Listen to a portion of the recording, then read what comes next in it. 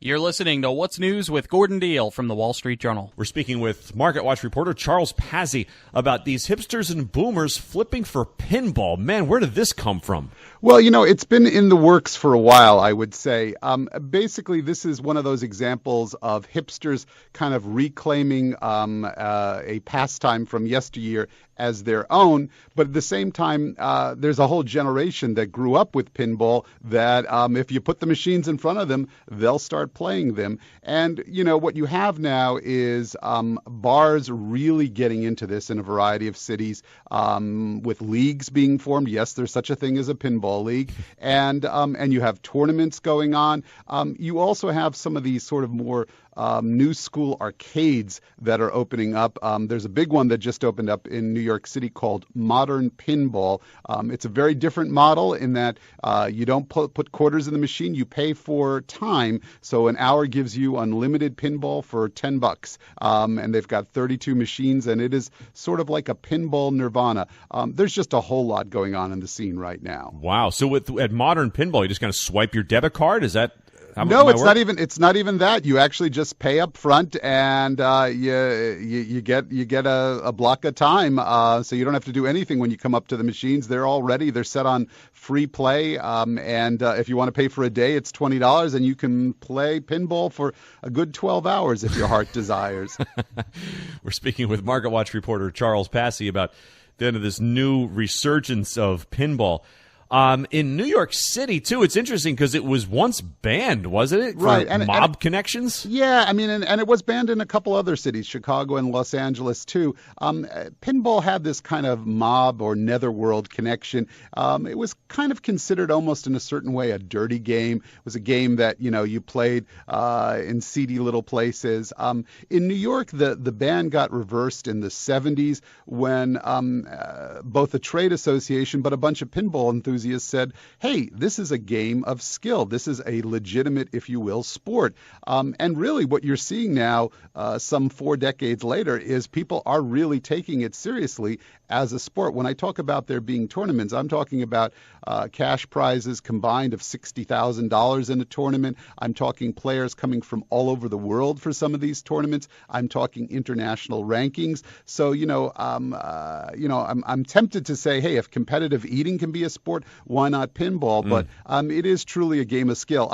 A true confession here. I am a league pinball player myself. So get out of here. So okay. I know about this stuff firsthand. I'm not a very good player, but I do take it very seriously. How about that? So are the machines fixed? No.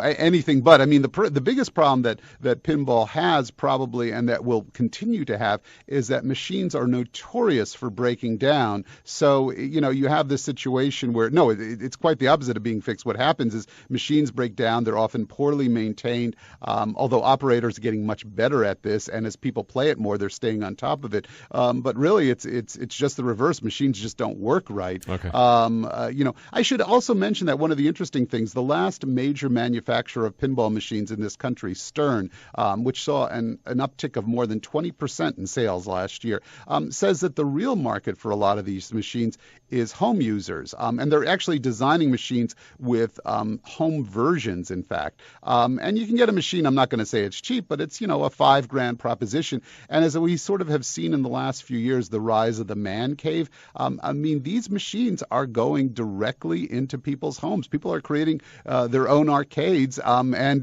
don't laugh. There are some people I know that have their own home-based pinball leagues too. So this is again a sport that's seriously growing. Wow, mostly men here. Mostly men, although there is, believe it or not, kind of a counter movement among women who want to claim their place at the pin, so to speak. There's even been some talk of a women's league in New York City. There's been talk of a parent-child league as well. It's working on all sorts of levels, but I'm not going to lie, it is a lot of guys playing. Yeah. So all right. So in the league you play in, or in this the Modern Pinball arcade there in New York, is it the traditional pull the pin with the spring and let the ball fly, or are you just pressing a button these days to get the ball started, or a combination of those? Well, no, I mean, most pinball machines are still spring activated. A few of the machines will be, press a button to get the ball rolling. But you bring up a very good point. Look, the newer machines definitely have some more bells and whistles, but essentially pinball at its heart has really not changed much over, 6-7 decades. And I've played machines going back to the earliest days, the 20s and 30s.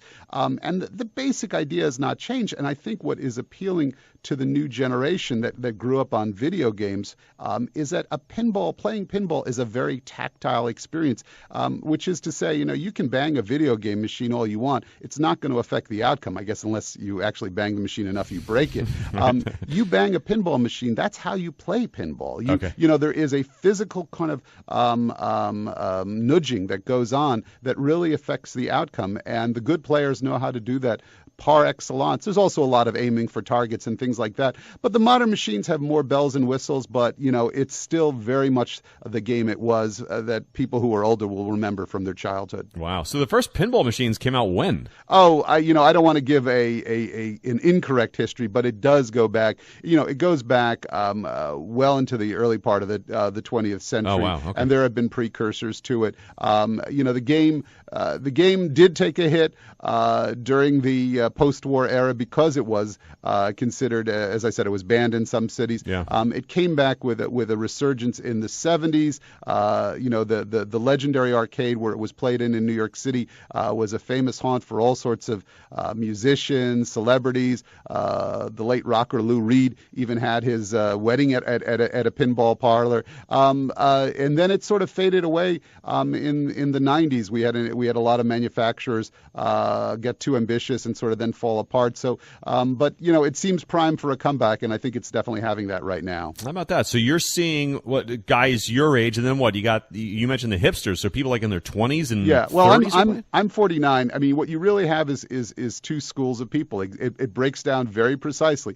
You have, I would say, a lot of people in their 20s in kind of that hipster contingent who are, as I say, reclaiming a pastime from yesteryear as their own, kind of an anti-video game almost sort of embrace of it. And then you have folks in their, late 40s, 50s, 60s. I've seen guys in their 70s who remember the game from their youth and are just thrilled at the chance to play it again. I will tell you, by and large, it's the younger players who are generally stronger in this field. But some of us older guys, we're trying to get into it and give them a run for their money. That's neat. Have you ever seen a true pinball wizard, as referenced in the Who song? Oh, my goodness. Of course I have. I mean, we're talking, at Modern Pinball, which is the place that opened in New York City, you see them there every day. We're talking people who are ranked in the top 100 in the world. I mean, New York is a very, very serious pinball hub. Wow. And, we're talking people who,